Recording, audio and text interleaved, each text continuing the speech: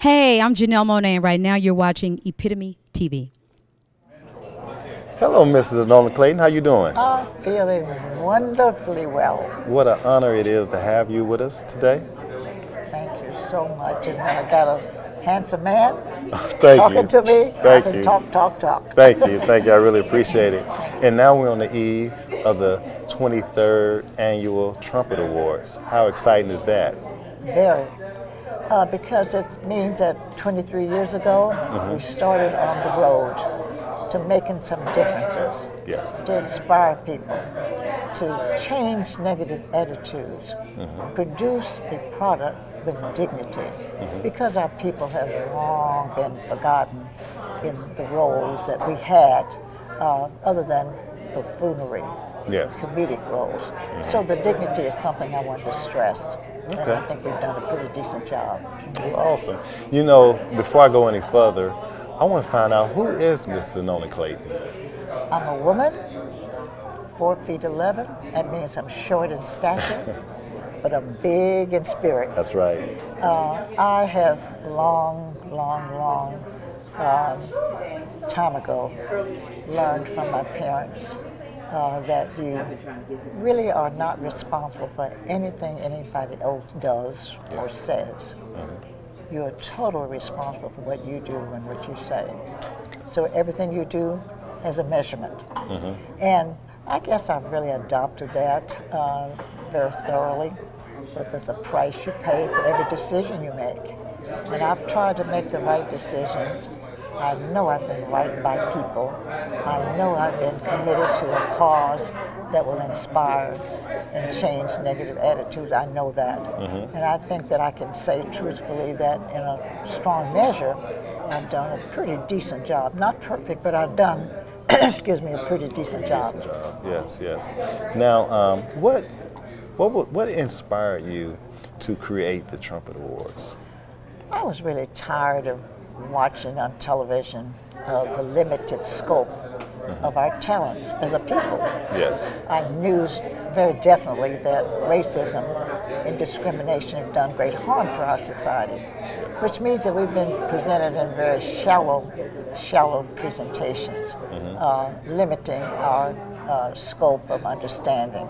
Yes. And I wanted the world to know that we've been doing a lot under some very adverse circumstances and against some immense odds.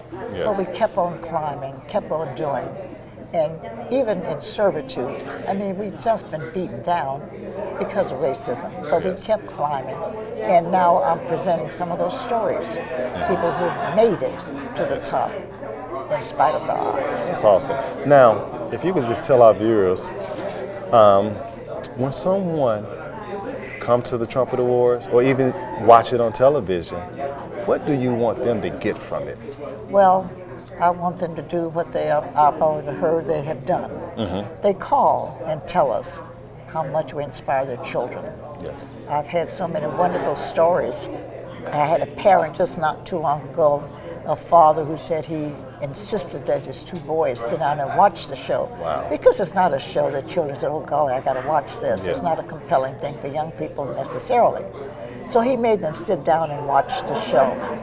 The 9-year-old watched a man who was a physician, who was responsible for creating the defibrillator, something that all of us are likely to need at some point, or could very well need at some point. That's black or white, it doesn't matter who you are. Right. If you're feeling like you're having a heart attack, or in fact having a heart attack, you need that instrument. Yes. And that was done by a black man. So we had that man on as an honoree.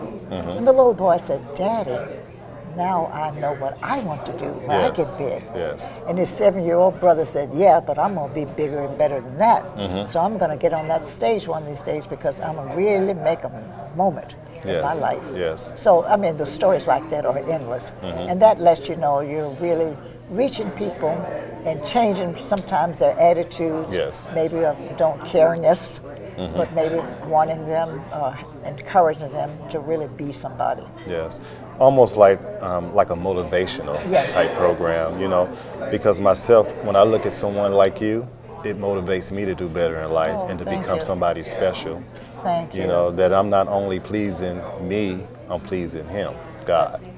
That's a good way to be. Yes, ma'am. Yes, You ma'am. can't lose like that, and that's probably why you're such a success yourself. Well, thank you so much. You know, we have something kind of in common. Well, really in common. I read where you once was a writer for, I think it was a local newspaper, Yes. and you was a host of a talk show. Yes. What made you get into media? Well, really, the column in the newspaper was a result of my husband, who owned the newspaper. Okay. And I attended a lot of events, and people thought that socially I'd have some things to share with the public, so that's how I got into that. But the television part was kind of thrust upon me, that Yes. I was asked to come in and to create a television show. But when I look back at my life, I've been interested and involved in the media even long before that. Yes. As a student in college, I had a job with the president's office, and my job was with the public relations department, Okay. where I had the public relations director would write the articles, send them out, and my job was to clip the newspapers when they came back. Well, you had to read them to see if your school, was involved in Yes. that. So I read a lot and got so much stimulation from reading articles that I guess it really started a long time ago. Well, you know, I always look up to people like yourself and John Johnson, because I'm in media now, and I have to look at, people like yourself so I can just keep going. And it helps me keep going as a young Afro-American man. Yeah.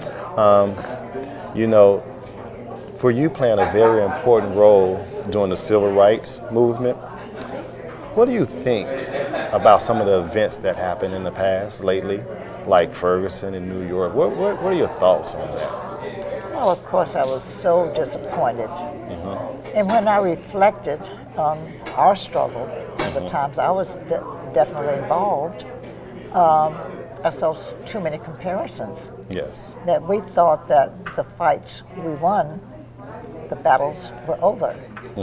And we realize now they aren't. But we really kind of knew they weren't, but somehow you hope that you've made some milestones, Yes. that you've changed negative attitudes, you've changed conditions that become more palatable for all people. Yes. And then when this happens, it just comes home very clearly that we still have a lot of more work to do. Yes, yes. And and my thoughts are, I look at it as, what do we need to do to take care of what we need to take care of at home so things like that won't happen? Like our young men, what can we do to steer them in the right direction so they won't be put in that position?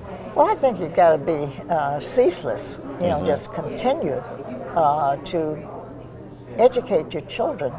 Yes. But you see, what's happening now is not just some faulty parenting or some misbehaving children necessarily. We've got a corrupt society. Yes, yes. So what we have to do is keep working on how to change the attitudes of people who make the laws and interpret the laws. So that's what we have to do. And Dr. King used to say all the time that we've got to change negative attitudes, because until you change a man's heart, Yes. you may not be able to change and regulate his behavior. So we got to change hearts, and then maybe we'll have better behavior. Yeah, that'd be great.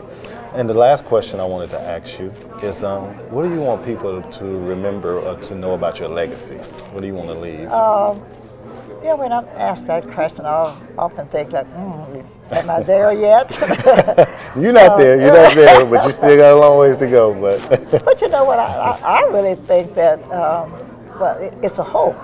Yes. I hope that, what I thought were good deeds while I lived, that when I pass on, they'll say, she was right, those were good deeds, and she did good work while she was here. Yes. And maybe would inspire somebody else to keep living. Because you see, we really can't wait till the end. I feel so responsible that every day I have to make something count.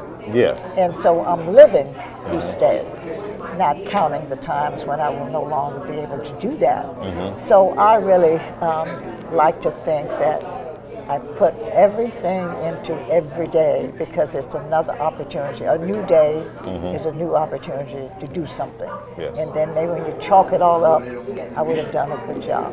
Awesome, awesome. Well, I really appreciate your time. And once again, Epitome Magazine, that's the magazine that we have. And hopefully you get a chance to be in it. And we'll talk to you much later. Thank you very much. Congratulations to you. Thank you so much. I appreciate you.